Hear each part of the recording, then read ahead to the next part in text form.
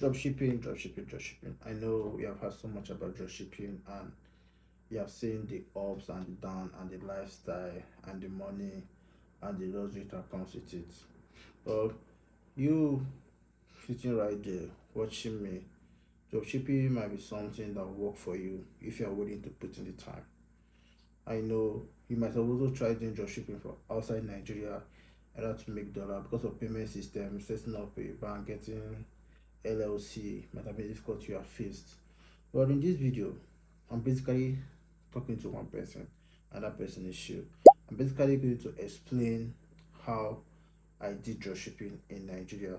The steps, the three different steps on how to do dropshipping in Nigeria, which are basically product sourcing, advertising and marketing, and logistics. When it comes to product sourcing, there are three basically different ways in which we source products. All that do dropship in Nigeria. We basically source our product from GG, from Facebook Library, and from the local market. Believe me, this for anybody to tell you this, you need to pay money for it. But I'm giving it to you for free because I believe that YouTube has really helped me to be where I am today. I've done some real free courses and I've learned a lot from YouTube, from podcasts, from international dropshippers, from Nigerian dropshippers, which have actually paid for their courses though. But I believe that I want to teach, I want to let people, I want people to learn one or two from me. I love to teach people a lot. I love to answer questions a lot. So guys, right now with me as I break this down to my best of my knowledge, which I believe is going to be useful to you if you are in any way trying to start dropshipping in Nigeria and trying to see how it works. Well, now the first one is product sourcing.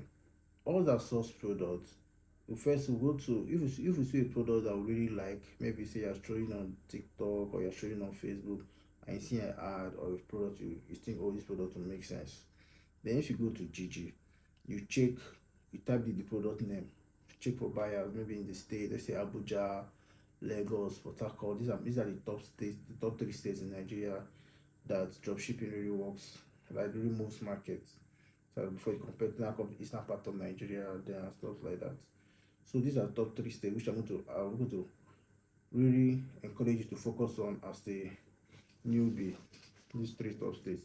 So after searching the product on GG, if you get a supplier for it, you negotiate the price, might get for like 10k. Then after say you can sell for like 20k or 17k. That is the first thing we shall source our product. And the second way is Facebook library. Then if you go to Facebook library, you might see some ad that is doing well. So wow, 10,000 views. Check the comments, they're organic and they're real comments. Oh, that is a good product. Or you go to GG, you check it. And again, you can also go to GG and check for a good product. And I know you might think oh that you like or something. That's how it also works. And then the third way is local market. You can go to a nearby shop, this is what most WhatsApp vendors are doing.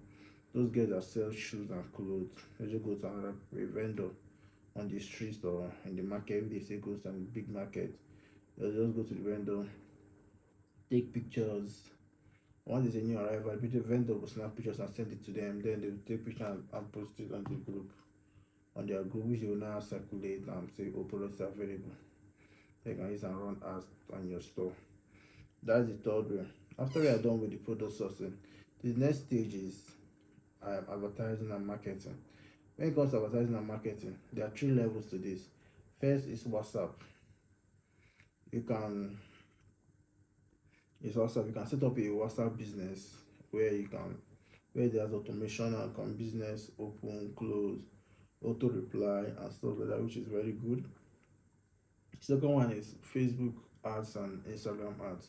Once you run Instagram ads or Facebook ads, after running ads, you can then channel it for them to come directly to your WhatsApp, which you now finish the sale there, or you finish there to finish your conversion and then get the address and then send out the goods or the deliver payment or delivery or payment for delivery. If you can do that, that is so perfect. And if you are done with that, the third one is WordPress. You can create a standard website, which is very easy to do. Create a standard website, then link it to your site on your Facebook app, link it to your site. So once customer call, they place an order, they go to the site, they see a Google form which they can easily fill, or a form which they can easily fill their name, their address, and some kind of details. When they are done with that, someone can place order, they can even buy. They connect it with Flutter Wave or Paystack. Then once payment is made, it goes directly to your Paystack, and which you're going to confirm, which are going to confirm your money. So that is it on advertising and marketing.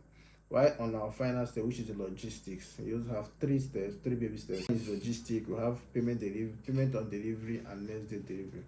One thing with logistic is that you should understand that your delivery matters, because as you're charging high, you should also try to deliver as fast as possible. Because no how Nigerian market is, they can easily change their mind, say, oh, I don't travel, or I'm not around, or when I need the product, you did not bring it. All those kind of excuses. And someone that is deliver, as well as also e-commerce, should be ready to deliver that same day or next day, which is very, very good. I now have missed some of orders because I could not deliver the next day or that same day, which is kind of my fault, or my inability to do one or two things. So guys, I really believe that as an e-commerce guy, you should be able to do your payment or delivery, which is not to encourage sales. But most customers, oh, I don't trust you, I can't pay you, all those kind of things. So maybe when you deliver the goods to them, then they will not be able to make payment to you, and as they're receiving the goods from the logistic guy, they pay the logistic guy. That is just it. That's just it, guys. These are basically how dropshipping in Nigeria works.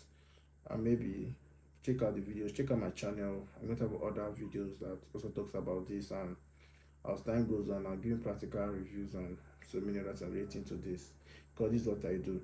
And if you get to this point, thank you. Please kindly subscribe to the channel, and put a thumbs up for more videos coming.